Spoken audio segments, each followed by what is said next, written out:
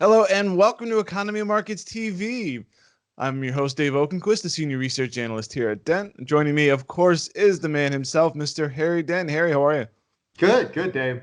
Great to talk to you as always. Now, Harry, you're in Puerto Rico right now, and of course, they had a number of those earthquakes and power outages. What's the situation on the ground right now?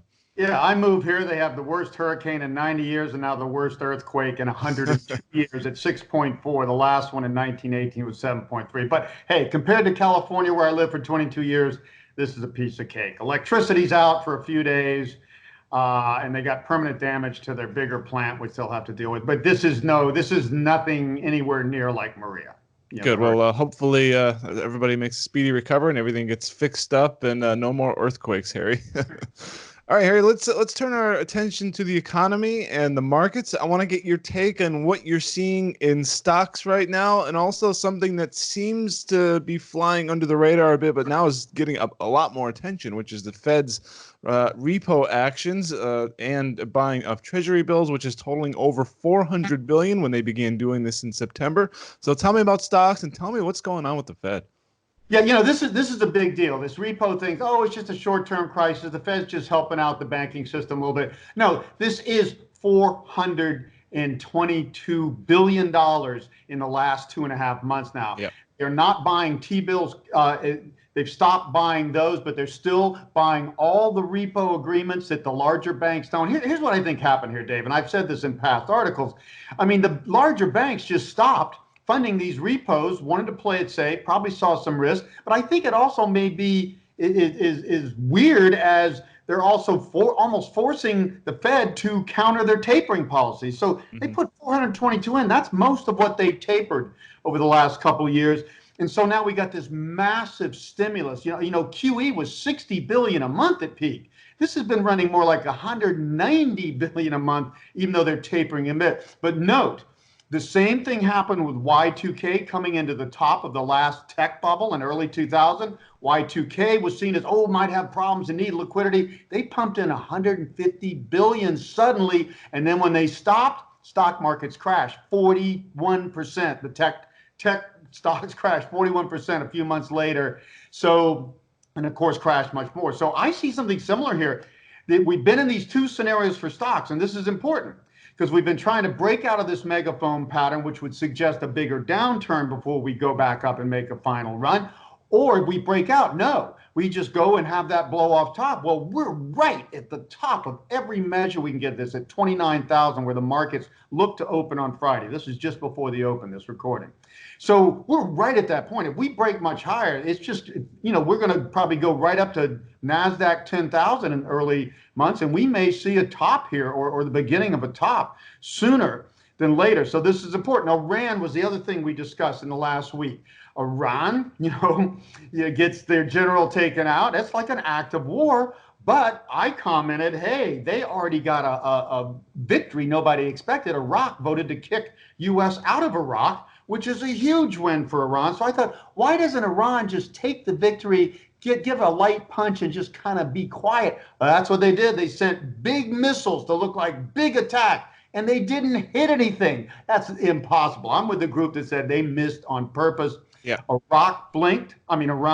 This is a good thing. So that was something that could have thrown the markets into this 20 to 30% correction on the megaphone pattern and didn't. So we'll see here. But I'm telling you, a little more uptick. This market looks like it's going to go up into early next year, at least another 8 or 10% in gains. And then we could be looking at a topping process, which would be cool. So we'll just have to see, but it's hard to find a good reason. The jobs came in a little less than expected, 145,000 this morning. Not Not a big deal. The significantly less, market though. didn't react to that much. Yeah. So I don't see why the market doesn't have any big reason to go down here. It may correct first and go up, but it looks like this scenario with the blow off top into early 2020 looks the most likely now, and we'll just keep monitoring this. Excellent, Harry. Harry, you mentioned Iran just a bit ago and sort of increasing global tensions. And when that happens, you tend to see precious metals rise. We saw gold hitting about 1555, I believe, and silver spiking as well to $18. So what do you see going on? Was this a temporary thing? Is this something maybe a little bit more bullish in precious metals? How do you read that? Well, that's something I've been commenting on for months now too. Gold is in a bullish trend. Once it broke 1,525, which is a critical level, it told me it was going higher into next year. So we pulled back some. Now we've broken above that again. Gold is very overbought right now. It actually got a little over 1,600 before it pulled back. And of course, yes, the Iran crisis was just more fodder for it. And the other thing we've noticed, silver was much more attractively priced, and normally in a rally like this will do better than gold. It's not. It's doing about the same at best. And it's because this crisis is much more about the geopolitical tensions and not as much about a commodity rebound or a stronger economy helping commodities. So gold, I think, could pull back here some more. But gold, again, my target from Slim at AskSlim.com. He's the guy that's got the best chart on this in the recent months I've been following.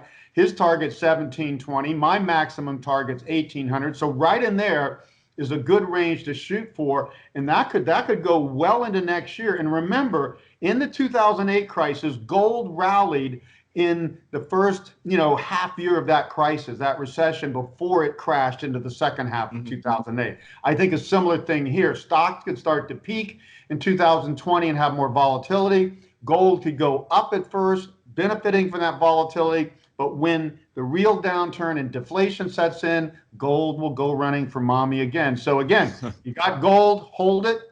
If you decide to keep gold as a longer-term hedge and portfolio balancer, I'd say keep the gold and not the silver. Silver will have more downside, and it's not showing more upside in this rally. So, but gold still looks good for now. So people have gold. I'd hold on it for now. It could rally well into 2020, and if stocks do correct, do go up sharply here, gold is likely to pull back some. And then when stocks start to crash the first time, gold would probably rally. So gold should tend to continue to trade counter to stocks, and that's a good thing right now.